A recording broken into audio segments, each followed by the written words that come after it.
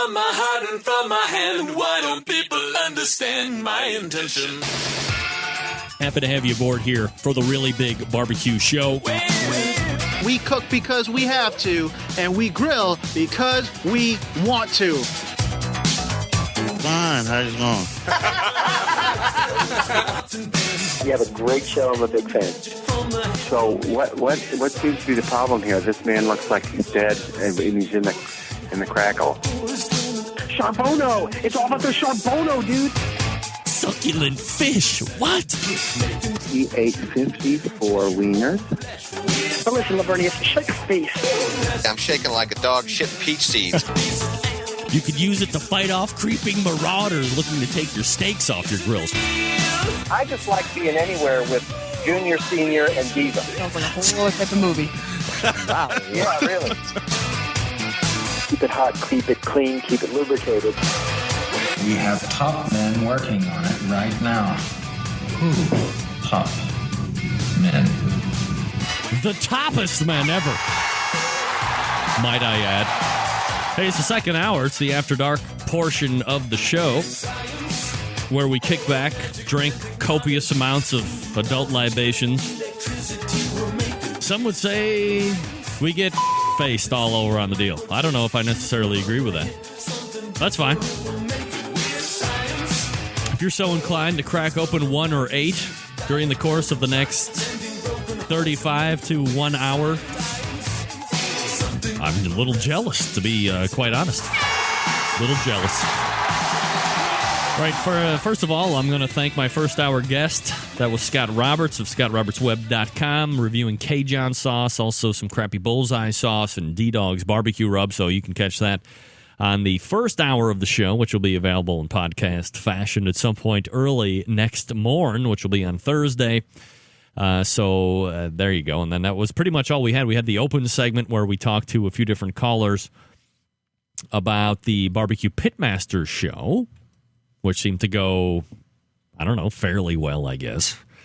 So that's what we had going on in the first hour. And, of course, joining me here in just a few seconds will be Dan Hixon from Three Eyes Barbecue. 877-448-0433 if you have a specific question that you would like to ask Dan about the show, or perhaps his blossoming, very successful barbecue rub business, competition barbecue in general. Perhaps you would like to test his wit and wisdom. He is, I'm sure, open for all calls. You can also email in your questions as well as we talk to Dan Gregg at the bbqcentralshow.com. So without any further ado, go ahead and race over to the hotline. Bring in Dan Hixon of Three Eyes Barbecue. Dan, how are you tonight, buddy? Excellent. How you doing, Greg? Doing very well, Dan, and I appreciate you taking time out for the show tonight. So first thing is first, and that would be that I don't have my outline up for you, which is very, very neglectful of me, especially during the news break. You had the contest last weekend, Hixon, Pennsylvania. That was the barbecue at the beach. Is there a beach in Pennsylvania that I'm not aware of, Dan? Yeah, I just discovered it. Apparently, there's a large lake. It's in the middle of nowhere. It's probably about 60 miles off the highway. But it was a late ad for us. We decided to do it on Tuesday, so only had a couple days to prepare. But beautiful venue. Yeah, barbecue at the beach. You finished reserve grand champion, and for the people that aren't privy or up on the competition language, you took second place overall. Chick, swine, and bovines ends up taking grand champion. They've been having a very good year as well. So as you look back on the weekend, you've had a few days to kind of reflect back on that competition.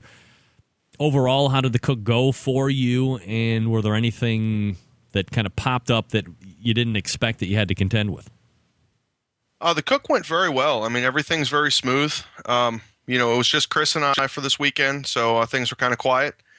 But everything went as planned. I do want to note, mass congratulations to PA Midnight Smokers. They got a 180 in dessert on Saturday and then uncorked a 180 in brisket on us on Sunday. Wow. So that's a perfect score for the non-competition folks out there. We had to settle with our 179 in brisket. So, to get a 179 and finish second in brisket kind of hurt. But the second place dulled the pain of that. Yeah, I was going to say, when you get a 1 point away from a perfect score, and then you find out that somebody has a perfect score, is it something you just have to, is just a tough pill to swallow and you move past it? Or are you like, man, how are we that close to a perfect score and we're not the ones that are taking that category? I don't know. It's been one elusive thing for me. I don't have a 180. No one on my team has a 180. So it's always good to have something to shoot for, and this will just give us more chances to shoot for it. All right, so as you look down through the categories, was there one thing that you thought might be an Achilles heel, or were you fairly satisfied with everything you turned in? Well, this season, our chicken has been our Achilles heel. It's something we've been good at in years past, and this year it's been all over the map. We've made some adjustments recently, and we're reeling it in slowly. We've got a couple calls the last couple competitions. So, it was a fairly small field this weekend, only about 24 teams. So to get a 10th was a mixed feeling. It was great to be on the map, but at the same time, we hope we did better. But I think that's what kept us out of winning. Dan Hixon from Three Eyes Barbecue Team joining us here on the show. Dan, my question is this. I've talked to a number of pitmasters here over the last couple of years, especially since I've been doing the live show. And one thing that kind of recurs is the fact that the category of chicken seems to be this, let's call it Achilles heel of a lot of teams. And as somebody like myself who has no expertise, has no ambition of competing, but talks to all of you great guys and gals out there, chicken is like probably the most inexpensive thing to practice on. So my first thought is, isn't that something that you could practice on regularly and just get to where it needs to be, or is it just not that simple when it comes to competition barbecue? I think it's too simple. I think I know where we need to be, and I just don't want to go there. And I think that's the case with a lot of cooks. You see a lot of new teams walking chicken, and a lot of new teams are grilling their chicken and not making it real fancy and not spending a lot of time trimming it. And that's what a lot of teams out there do. They spend a lot of time trimming it. They get fancy with it. They make it look perfect. They put it in a box, and then the judges prefer to grilled chicken. So it's kind of a funny category. I don't know. My feelings is I don't want to go there. I want to try and do what we did before winning chicken, and it wasn't grilled chicken then. So sometimes you just have to do things you don't want to do, though. So we're kind of going towards that direction. I was going to say, Dan, if you have an instance where you see the fact that you have a certain way of winning more than not, and the competition barbecuer or the purist in you wants to kind of hold true to what you've been doing because you've had success in the past. But especially now, it seems whatever is winning now, that's what people want to emulate. That's what people want to replicate. Do you think the next time out or the next 2 or 3 times out, you might look at more of a grilled chicken turn-in? Well, see, experience is a double-edged sword. I mean, you have past wins. So obviously you're going to look at that with a little higher degree of I don't know, not degree of certainty, but you're going to look back at those and say, this worked for me before. So you have that past experience. You also never truly know what is winning that given day. You only suspect what is winning that day. So it's hard to make wholesale changes because your wholesale changes could be wrong. So what we try and practice is making 1 or 2 changes a week that you can track. Now, the negative of that are changes come slowly. The good thing is it's hard to fall off the map when you do it that way. So here's the question, Dan. And by the way, Dan Hixon, pitmaster of Three Eyes Barbecue Team, joining us. The number 3 Eyes, EYZ, BBQ.com is the website.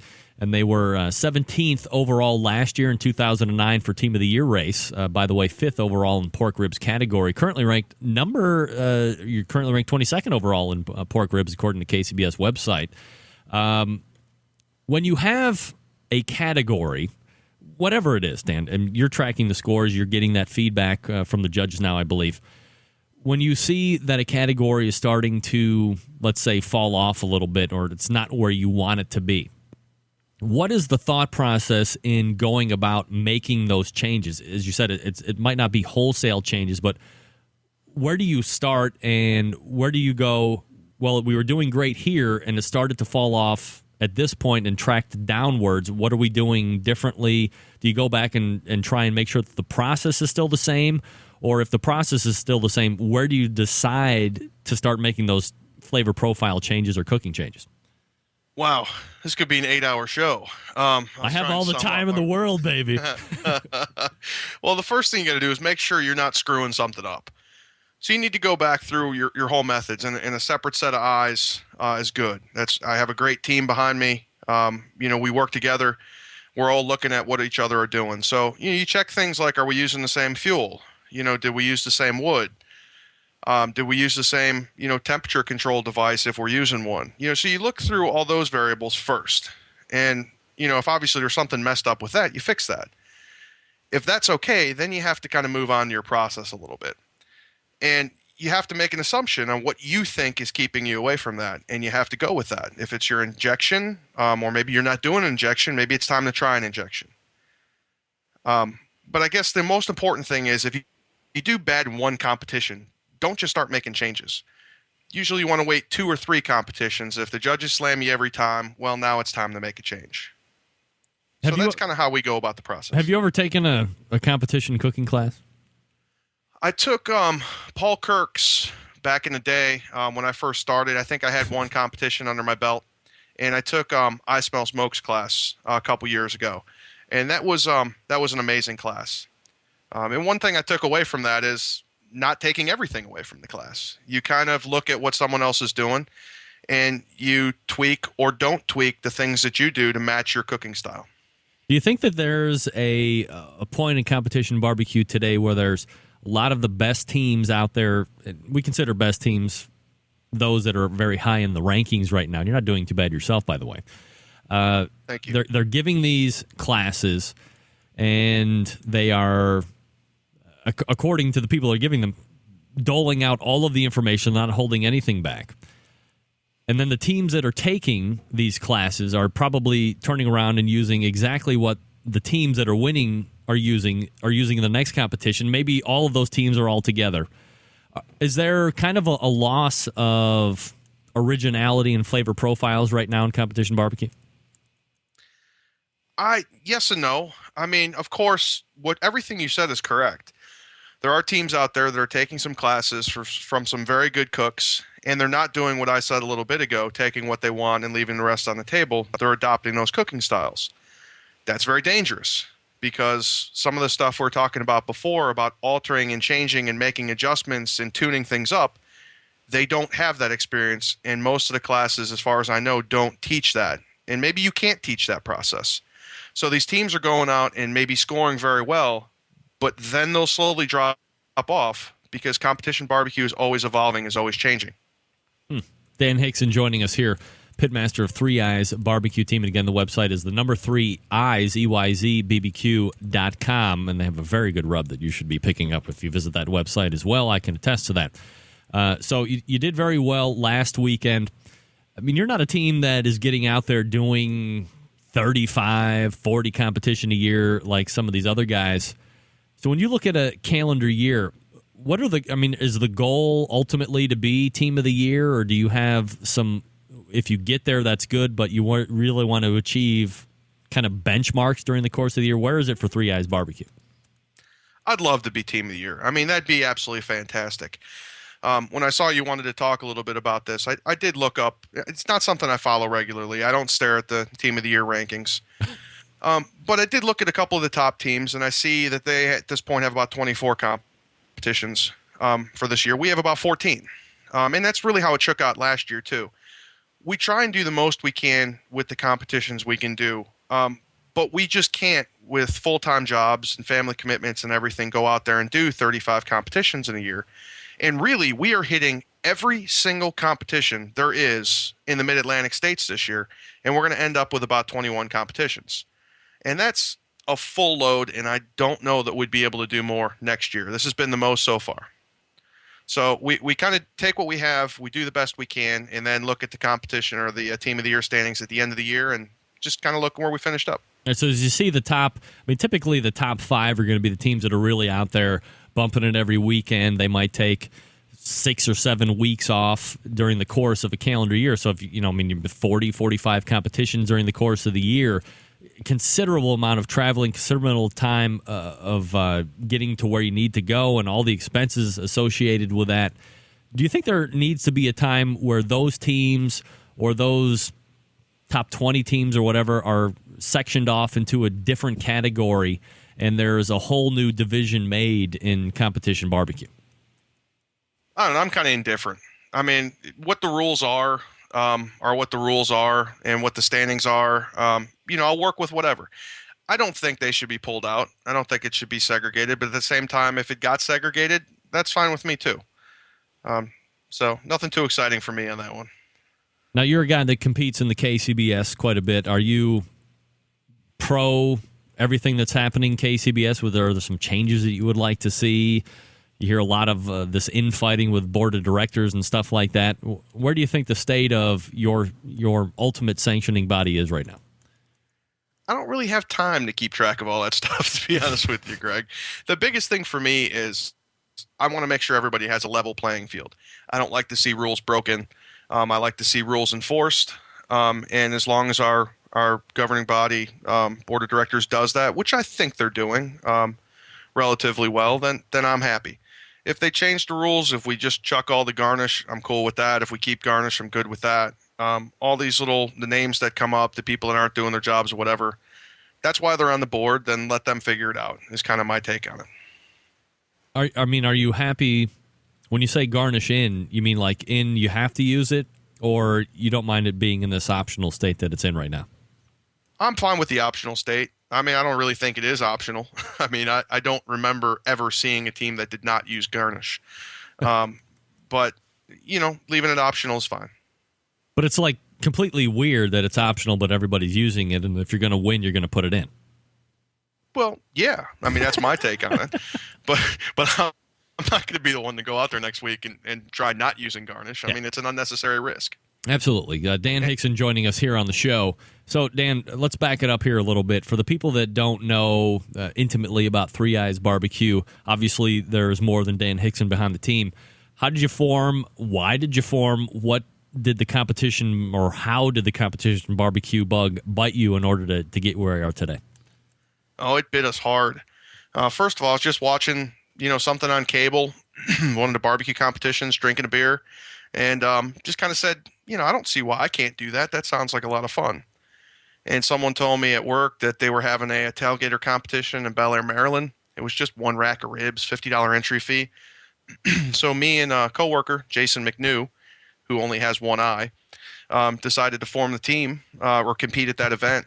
Afterward, we got our butt kicked to 10th out of 15th and decided to go compete with the big boys. And since we only have three eyes between us, decided to name the team Three Eyes Barbecue. So that's how the name formed. So the name is because between the four of you, there's only three working eyes. Well, at the time, there was just two of us, and there were three eyes. Oh, I'm sorry. That's what I meant. Between the two of you, there was only three working eyes. Exactly. Right. So the next competition was New Holland, Pennsylvania. It was a couple weeks after that. And we started sending out emails and really got, pushed off by a lot of people that didn't know us. We were asking to help. And because they didn't know us, they didn't want to say, yeah, sure, come on over. So we went anyway. We talked to a bunch of people, Dizzy Pig. Kenny's one of the first people I met. Lost Nation Smoke helped us out of Vermont, that first competition. And we got a chance to, I'll say help. We really got in Tuffy's way at that competition.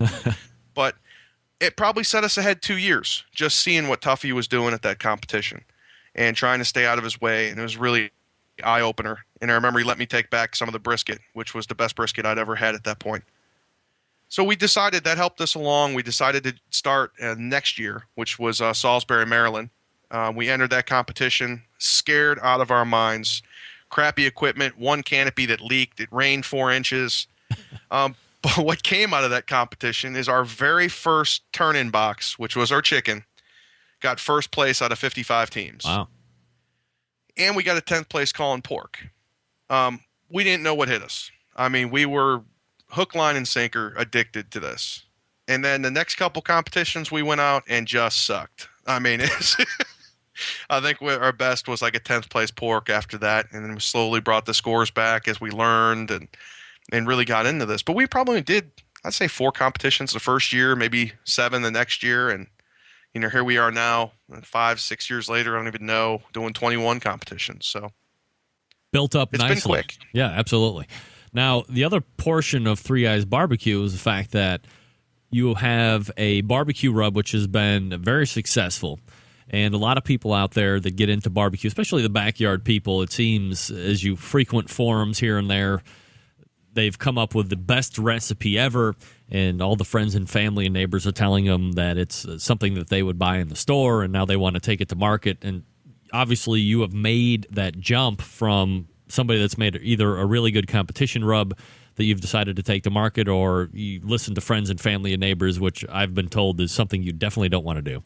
But you have brought it to market and has been very successful. So was the rub biz something that happened after, obviously, when you started competing, and how do you get into that portion of the industry?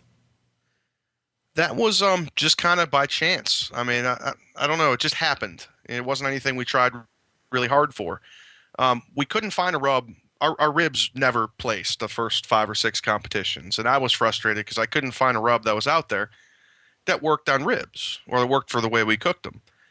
So I just started throwing stuff together at the house and came up with a rub that I said, well, this is it. I'm going to go out.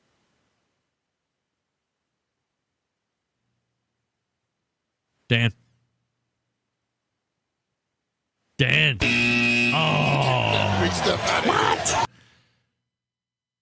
You know what, man? That is such horse shit. Can't believe it. Hold on a second here. You can't get into the middle of a business story and then drop out like that. It's ridiculous.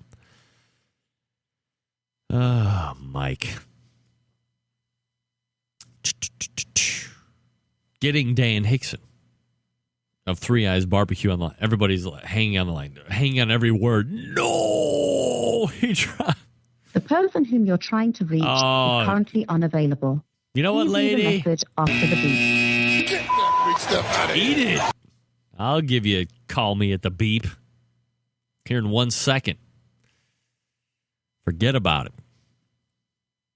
Things that happen with wireless connections, folks. You know, I know what I'm talking about. All right, Dan Hickson's back. Dan, you there? I hope so. Yeah, there you go. All right, so you have the rub, and you were talking about how this was just kind of happenstance. You made it in your kitchen. You're like, this is what I'm going to be taking to the next competition.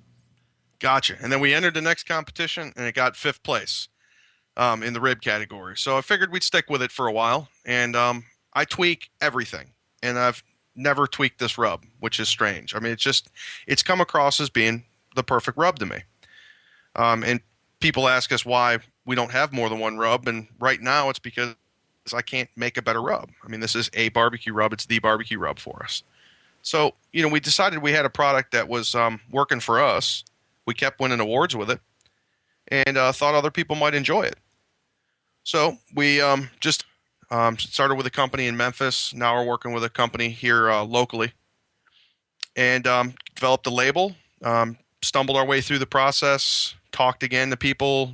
Dizzy Pig helped us out a lot, and just took it to market and just really started selling it word of mouth. I was going to say, when you're taking it out of your kitchen where you have complete command and control of everything that goes in it, you know what you're going to be getting weekend in and weekend out, and then turning it over to a co-packer. Is there some type of learning curve with that, or adjustment period where you need to tell them to tweak this or that, or are they pretty much dead on? Our co-packers have been dead on. There was a time, though, that for the competitions, you get so finicky with everything that I didn't even completely trust our co-packed product, and I had to gradually work it in. But now I use the same stuff for the last 2-3 years probably now. I've been using the same stuff right out of the bottle. But there was a time I still mixed it myself for just that reason, Greg. You wanted to make sure that everything was going to match up, and it's a complete match. The only difference was, you know, like there's turbinado sugar in it. That's a bigger grain you get at the house, and they break it down a little bit more at the co-packer. But it's not been a problem for us. Dan Hixon joining us, pitmaster of Three Eyes Barbecue Team, currently ranked number 22 overall in pork ribs. And, of course, Dan was on the pork ribs roundtable earlier in the year. When you're bringing it out to market, now you're pretty much introducing it to everybody in the world, especially, of course, those that are competing, and everybody wants an edge, and they see Three Eyes Barbecue doing well with Three Eyes Barbecue rub, so they're going to go out and buy the rub. Do you have, or do you keep track of teams that are winning with the rub, and or are they emailing you back saying, hey, I did very well, or I did better than I ever did with this rub, or are they kind of keeping it a secret? Well, I mean, the teams, it's harder to keep it from us. I mean, because a lot of teams buy directly from us, and I'd say that's a significant portion of our business, and it's a good feeling to know that teams that are using our product are out there winning, and they're winning at the same competitions that we're winning at. But of course, you could hide that. I mean, there's other retailers you could buy direct from, and we wouldn't see that. But the market is really picking up too in places like California and Florida over the last year, and I don't completely understand why that is, unless people have just discovered it out that way. But it's a great thing. Yeah, and it's got to be extra special good, especially down in Florida, because obviously FBA is very big down in Florida, because it's Florida Barbecue Association. But I happen to know there was a guy that really, I don't want to say dominated, but had a very good portion of the rib market down there, which was Kevin Bevington of HomeBBQ.com, who had a very successful rib rub. He was obviously 5-time Team of the Year down there in Florida Barbecue Association. So to kind of get some of that market share down there has to be extra special to you guys up where you are. Oh, absolutely. Rub's been featuring it down in his class he's had there. We've sent him down samples, and we've gotten some business from that already.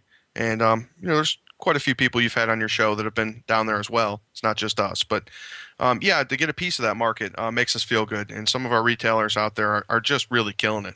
I mean, and we're just shipping it there constantly. All right, so let me give the number out again in case anybody wants to call in and ask Dan a question. 877-448-0433 is the number to call. You can also email any questions you might have in for Dan, 3 Eyes Barbecue, Greg at thebbqcentralshow.com. So we'll kind of switch this conversation back to probably what everybody has been tuning in for, which is the TV show. Dan, you were on last Thursday. TLC's Barbecue Pitmasters, which obviously airs every Thursday at 10 p.m. Eastern Standard Time, or whatever your local listing says it airs at. And you were up against, Iowa seems to be churning out some pretty good freaking competition barbecuers last I checked. Yeah, and I just met another one of them. Shad's a hell of a cook and a good guy. I mean, it's got to be like one of the first places that you would never think of that some of the best competition barbecuers out in the circuit right now are coming from. I don't know. Why would you say that? It's Iowa. I think it's Iowa, across right? the country. So is it really? I think so. Maybe not where you are. Yeah, I was going to say, name the best barbecuer out of the Rock and Roll Hall of Fame city. Let me tell you who that is. Touché. Nobody. I don't know. Maybe it's just because Iowa's, Big Ten type of thing. I don't know. But there seems to be some very good cooks coming out of Iowa. So let's start from the beginning.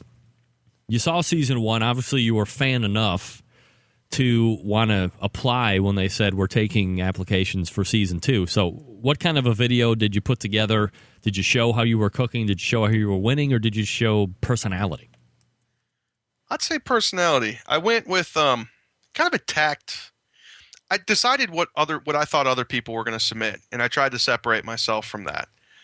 I thought a lot of people would submit pictures of their grills, a lot of pictures of their food, a lot about all the stuff that they do, and pictures, videos, and everything, and make it look shiny and nice.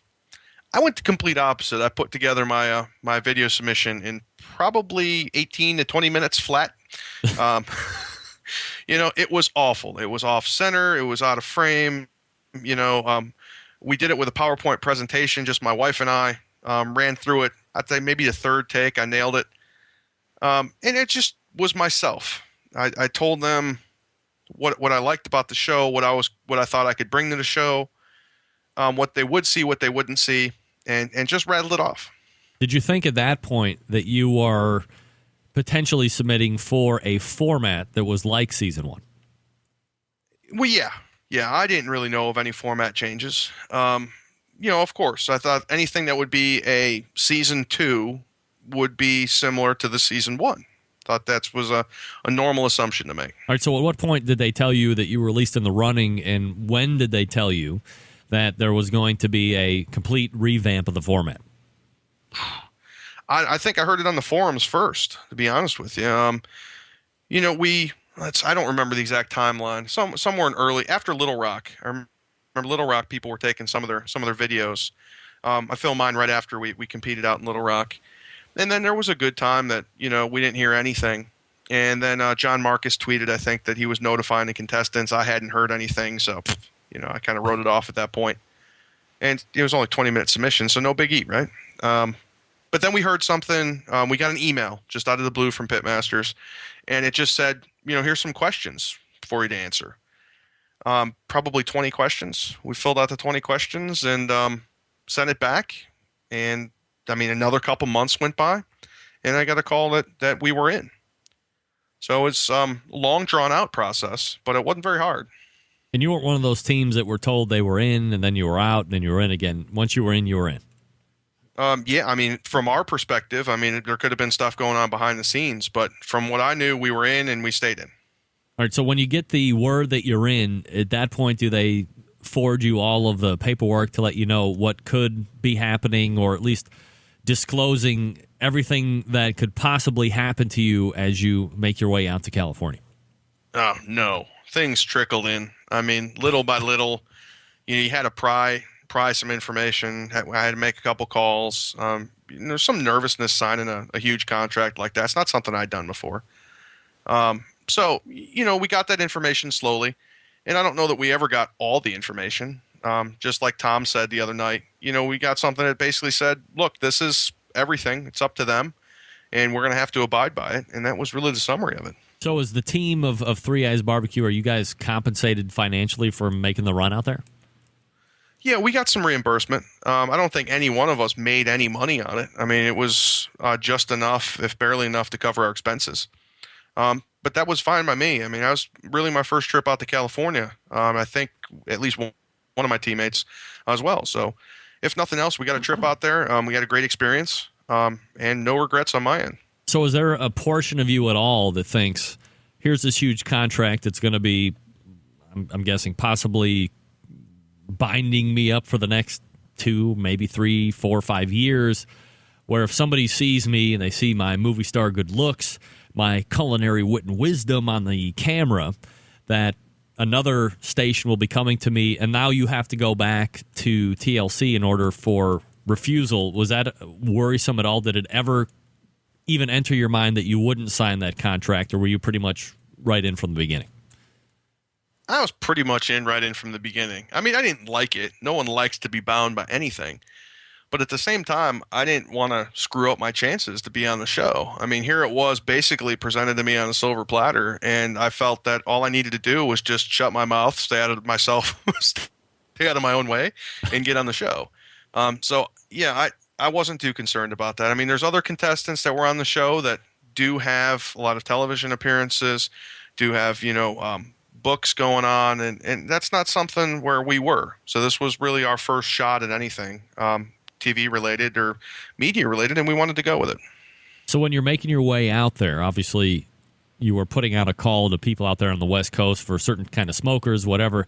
Tom Emery shows up, and I would imagine, obviously, he's the reason why you guys didn't win that particular episode, but nonetheless, how is it traveling all the way out there? Is it like Motorhome Willie? Are you flying in? What's it like going from where you are? You're not like 3 hours away from Calabasas, California. You're all the way over on the East Coast. Yeah, it was interesting. If you look at the map of where I am and where the filming location was, it's basically the furthest point for me in the continental United States it could possibly be. So I appreciated that. That was a great challenge. First thought, I map quested it, and it was like 45 hours each way. Easy. Well, I just got a new job in February. I don't have that vacation time where I can just decide to drive a week each way there and back. And I can't imagine you being just fresh and chipper when you get out of the vehicle ready to film a TV show. Right. So it kind of seemed like whether we wanted to or not, we had to fly out there to be at our best. So the next thing was, once I made that decision, was to find someone we could work with out there. And not just a smoker. I wanted to find someone that we could work with and I could ship things to and we could talk to and knew about cooking and comp cooking. And I'd heard a lot of good things about Tom Emery, and I decided to give him a call. Now, don't you think that you would have been better off if fire tender Tom Emery would not have helped Shad, the guy that ended up getting the win? He also helped him get local pits. What's the deal? I don't even think I can comment on that. I can. That's bullcrap, Tom. You got to know where your allegiances are. Dan, I would never, ever do that to you. I can guarantee that. Whenever the TV show comes to the Rock and Roll Hall of Fame city, you have my undivided attention. I'm helping nobody else but you, I swear to God. I appreciate that. Let's take things down to a smaller scale.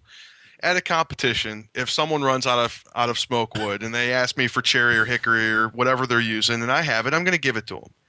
If they run out of whatever they have, this past weekend someone ran out of the Magic Blue Bottle stuff. Not that I ever use it, I just happen to have one available, and gave it to the person. And it's the same thing if you ramp that kind of small little details up. I guess it works the same with someone needing a cooker. So I absolutely respect that decision. In hindsight, of course, you're going to look back at that. Of course. And want to second guess it, But he did the right thing. Dan Hixon joining us from Pitmasters. Season 2, he aired last Thursday. He's, of course, the Pitmaster for Three Eyes barbecue team. The number 3, EYZBBQ.com is the website. I've already actually had an order come in, Dan, for your rub from Scott over in California. So things are paying off. I mean, it's like we're millionaires right now. So when you fly out, I have to imagine it's different to some degree from some of the other competitors who are able to drive in, load up all of their everything that they were possibly carrying in. What are you able to take, and what are you hoping that you can get from out west? Well, we had sent a shopping list over to Tom, which really helped out. He was able to pick up a lot of the stuff we needed. What he couldn't find there locally, we shipped. I mean, right down to a comfortable chair. I mean, you need a comfortable chair. Right. But you didn't see it on television. But, anything down to that detail of comfort and consistency with what you're using. The same smoke wood, the same fuel. I mean, everything was either shipped there or found locally to be in our comfort zone and to produce the best food we could. And probably 95% of the stuff we shipped down there, Tom, you can say thank you because he's getting to keep it all because we didn't use any of it really. But it was there for us if we needed it. So when you get into the actual competition part, when you get it there, you see the other teams that are. Do you know anybody aside from Leanne Whippen? Who, look, let's be honest, Dan. What has she won? She has been obviously successful to degrees. But is she a John Marcus go-to person, or is she somebody that actually you think deserves to be on there? I think she deserves to be on there, just like anyone else does. I mean, I remember her getting one hell of a chicken score at Bel Air and beating all of us. I remember her getting a grand championship down in Chesapeake against some great teams. I mean, I compete against her all the time, and I have a lot of respect for her. She deserved to be there. I don't think anyone didn't deserve to be there. Now, short of her, though, I mean, did you know anybody? I had never heard of Shad before. I'd heard of Darren before, so when he introduced him as his business partner, I knew there was a connection there. But I'd wondered why he wasn't there with him. Right. I didn't know it wasn't a teammate. And the other guys, I had no idea. They said a bunch of teachers out of Memphis, and they were really a confusing lot because the guy told me he'd never done a sanctioned barbecue competition. Well, I don't really know why he was there, but they entered. So, they deserve to be there just like anyone else. All right, so when you set up and they ultimately introduce you to the classical barbecue meat, which is turducken. I mean, when I had Tom on last week, he said that you guys were like high-fiving like this was something that you cook every day and twice on Sunday. But then when you watch the show, everybody's like, oh, man, what the F is that? Turducken, I've never cooked that before. Some people had no idea what it even was. What was the truth in viewing? Did you have some type of exposure to turducken before, or was this absolutely new to you? My comments in the show and the comments now, never having tasted it, never having cooked it, not familiar with it, are true. If Dan McGrath, also on my team, happened to be the pitmaster, you'd hear a completely different song and dance. He has cooked them before. He is familiar with the process. I mean, we argued for a while on what's in the center of that, the duck or the chicken, and I lost. He was right. I mean, he did know what a turducken was. And I don't remember if Chris – I think Chris might have had one but not cooked it. I don't remember exactly. So I felt comfortable that there was someone on my team that was familiar with it. And I certainly knew what it was. And, we just kind of went from there. So that's what was with the high fives. And, look, you never want to show fear either. So I don't want to put my head down and say, how are we going to do this? I wanted the other teams to know that we weren't scared. Now, when you have an turducken, by the way, turkey stuffed with duck stuffed with chicken, I believe is how you would properly say that. Is that how you ended up stuffing the birds? Oh, yeah. I wish they showed more footage of that. It was absolutely, completely disgusting. I mean, you have this. I think they were deboned for us, but really we were ready for that. I mean, I've deboned birds. Dan's deboned birds. Chris has. So we're almost dismayed that they were already deboned. We wanted to see everyone else do it, right? Too. But anyway, so we started out. We had 2 pans of everything. So we open up this large turkey and we lay that flat, check it, make sure there's no bones or anything on there, and then we lay this stuffing in there, and then we slap on this duck on top of that. More stuffing, and then we lay on this chicken on top of that, and now we got to sew this thing together. And that was a lot of fun. So I'm kind of holding it together, and Dan McGrath's kind of sewing it, and at one point we realized this thing basically gave birth. I mean, because everything we stuffed in it got shoved out the back of it. And it was disgusting. I mean, this is not something you want to eat. And thankfully Dan just grabbed it by the parts that were coming out and just went up to his elbow in it. I mean, it was they got the footage right there. I don't know why they didn't show that. But it's not a pleasant thing. It's not a pretty thing. But, it was some good footage, definitely. I mean, is it something that when you hear it, it's just like, man, this is not absolutely anything that I expected? Oh, yeah. I mean, we were prepared to cook anything. We were told to be prepared to cook anything. But at the same time, there was just kind of understanding. I thought there was this understanding that one of the categories was going to be a KCBS category. Right. And when we came away and didn't have a KCBS category, it was okay. Then we start watching the show and everybody else had well, not everybody. I guess there was ground roast in there, but it was more traditional stuff than what we had. So I don't know why that one episode kind of stood out from all the other ones. Now, of course, in every episode except the one where they were cooking ribs, they had technically an elimination challenge there with the pit fire challenge, but nobody ended up getting eliminated. Your show was completely different. You're given frog legs as your pit fire challenge. Frog legs are good for you, never dealt with them. Where'd you guys fall out on that? Yeah, my first thought was, okay, well, I'm going to try frog legs. I mean, I had to try them. I'd never tried them before. Didn't really know what they taste like then. I didn't know what a classic preparation was of them. Never had wanted to try them. So we kind of had a little powwow and decided that, it was a chickeny dish. So we went, with garlic and butter and tried to go with almost like a Tuscan-themed pasta, and the frog legs was the thought. And it just didn't work out with the judges. Warren seemed to be set on barbecue sauce somehow. As soon as I said barbecue flavors, and he associated barbecue flavors with barbecue sauce. Right. And that was absolutely disgusting to me to think of pasta and frog legs with barbecue sauce. But anyway, so no, it wasn't anything we were pleased with. Just something we had to deal with. So when somebody's actually sent home, is that surprising to you as a unit? Somebody's being sent home because their frog leg sucked and now they can't even turn in what the main meat was? No, I don't know how it came about. I mean, I think it was kind of presented to us where, look, it wasn't said this way, but we got the impression it was like a 99% chance that someone was going home. But just maybe there might not be someone going home. So we walked away that someone's going home after this. And when they presented it to the day on site and everything, it was the same thing. During the filming, they're like, someone's going home after this. So it wasn't a big surprise that someone went home. We expected it. Now, for the people at home, because everybody likes to know how TV actually happens, they don't have insight like we do, TV stars, Dan.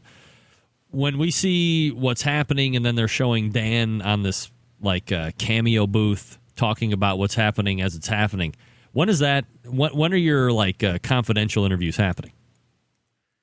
Well, I got to be careful again with that contract. No, nobody's listening. Just go ahead. Clear. Blow right through it. Nobody's listening. There were some things I'm not supposed to discuss till after the last episode. So they weren't the same day. Let's put it that way. All right. So they were the next day. We'll get away from that. with the Sidewinder challenge, now you have something that you're serving along with the main dish. You've made it through the frog legs, and to be quite honest, and no disrespect to Tyler Soller and his like Big Mouth Smokers, whatever they were called, their frog legs looked really crappy. Like, I might be able to poop out better frog legs than they turned, at least what we saw on television. I mean, they were pretty sad looking.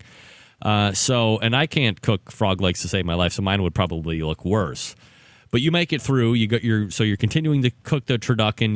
It looked like many teams were doing either a different style, or they were kind of making them smaller scale, or they were cooking one this way, one the other way. And then you have the Pitfire or the Sidewinder challenge of collard greens. Is that something that you're used to, or is that again a new experience for you guys?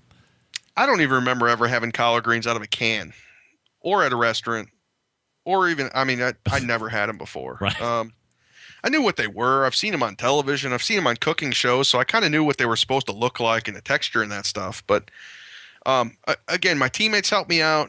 Dan said he was very familiar with it. Turns out that Dan takes them out of a can too, but he was just trying to be nice for me. So we just did the best we could with it. Again, our theme of everything was when you're cooking something where you don't know what it is and you haven't had it, taste it, reseason, taste it, and reseason. And it didn't get us the win, but it took us pretty far in that competition. Now, I was reading Meathead Goldwyn's review. He does a weekly review on every show over at the Huffington Post, and he had made a mention in his column from last week's show that maybe there wasn't enough time allotted to the remaining teams in order to get those collard greens cooked down enough. Is that something that you could agree or disagree with? Yeah, I would agree with that. I mean, I know what we did. I mean, we had a rolling boil. If we had, I think it was an hour and a half. I mean, we had a rolling boil almost that entire time.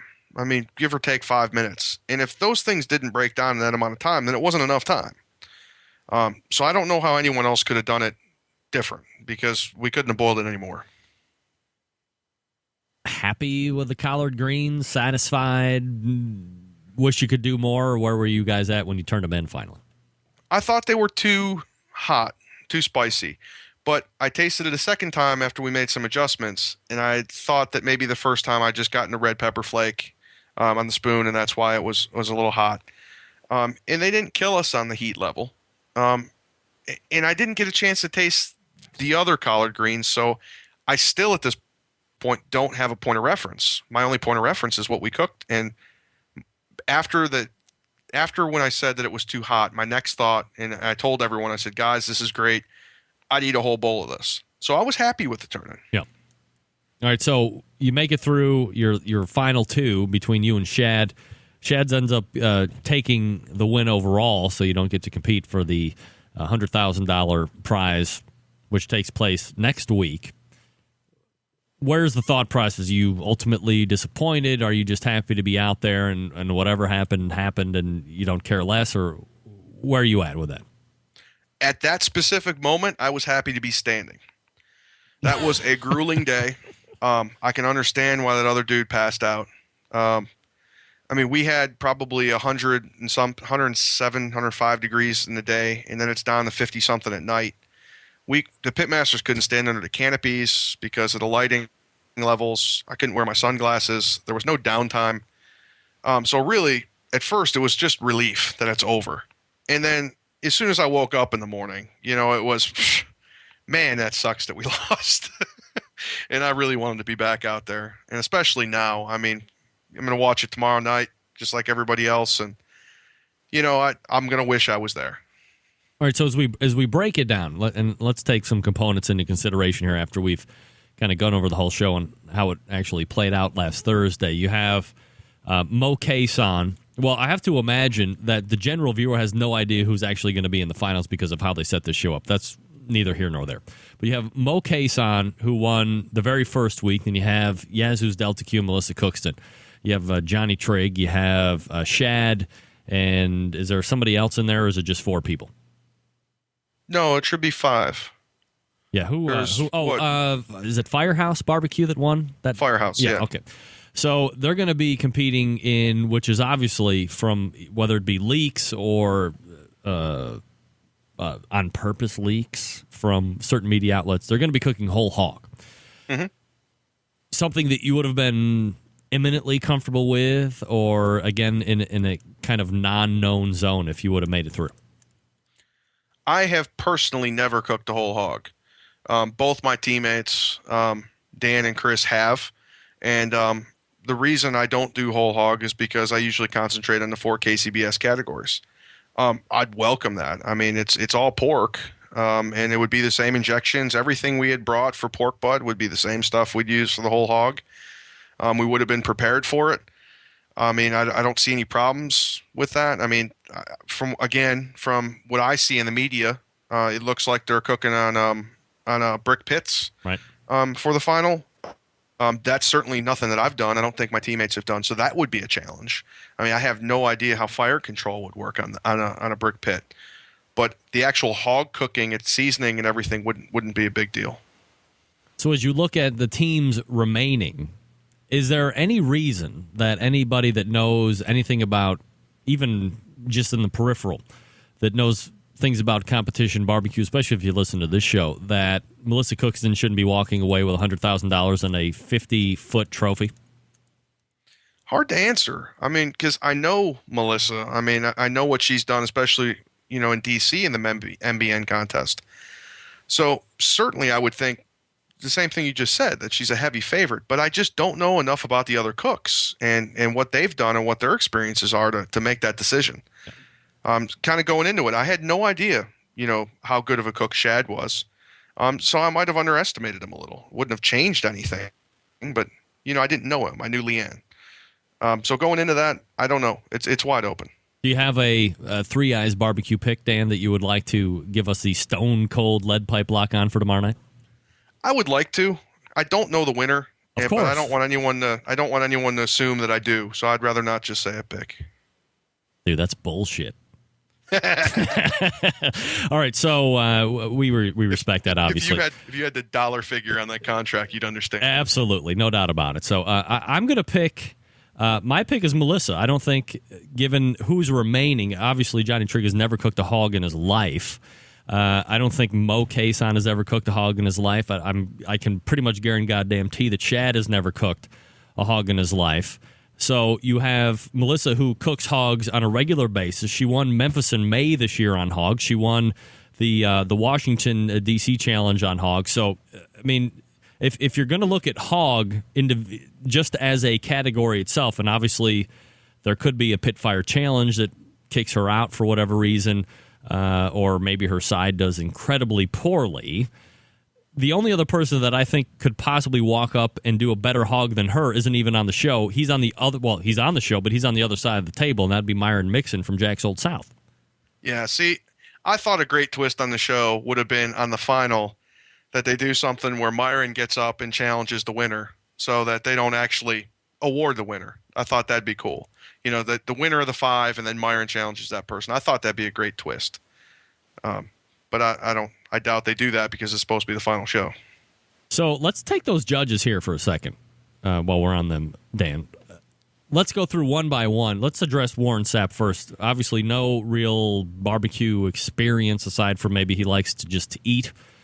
Is he somebody that you would like to see removed for next season? Somebody that you would like to see, whether it be him or not, somebody that you would just like to see has kind of like that general, I like barbecue, or when I say barbecue, I think a sauce, kind of like the common general public type of person on the show?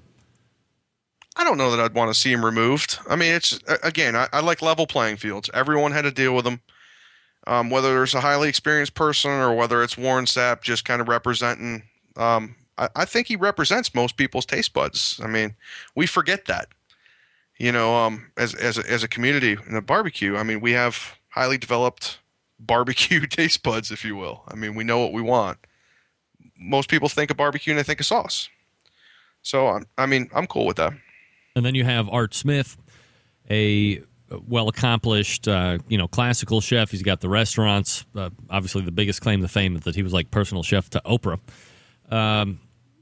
So you're dealing with somebody that has more intricate flavor palette amongst his person. So is he a little bit more intimidating to work with, or just as intimidating as everybody else up there? Yeah, I'd say Art Smith, I don't want to say intimidated me, but got my attention. I mean, I watch all the shows. I watch Top Chef, Top Chef Masters, and I've seen him on there before. Highly respect his opinion. I know he was looking at food differently than Warren and differently than Myron. So, it's hard to please all those judges in the same dish because they're all looking for something different. And then, of course, you have Myron Mixon, well respected amongst our subculture. He's won quite a bit, and he's really one of the only competition cooks that can go from, let's say, a Florida Barbecue Association to an MBN to a KCBS, and has won in all of those sanctioning bodies, so he's well-versed in a lot of different cooking styles. When he's doling out the criticism, is it something that you take more to heart and something that you would want to work with, or you take his criticism more constructively, or are you like, well, you're just pissed because you're not over here competing and you have to evaluate stuff? Good question. I mean, certainly I valued his opinion, but really he wasn't hypercritical of our stuff. I mean, he just said things like, it's well cooked, or at least those are the ones I choose to remember. But, I definitely got the sense, just looking at him, that he wasn't comfortable sitting in that chair. I got the sense he really wanted to be competing. I don't think he enjoys being a judge. I think he'd much rather be out there cooking. And I'd much rather be out there cooking against him, to be honest with you. All right, so all things considered, how does this rate in barbecue experiences for you and obviously for the team Three Eyes Barbecue? I think this has to be ranked up there in the top 5, if not the number 1 experience for me and the team. I mean, this has been absolutely exceptional. It was hard, it was challenging, and I just can't wait to do something like it again, and I might never get the chance, but I certainly wish I do, it's just been fantastic. So do you see ultimately season 1 had perhaps maybe lackluster ratings as far as the network is concerned? They've revamped the format to what it is now.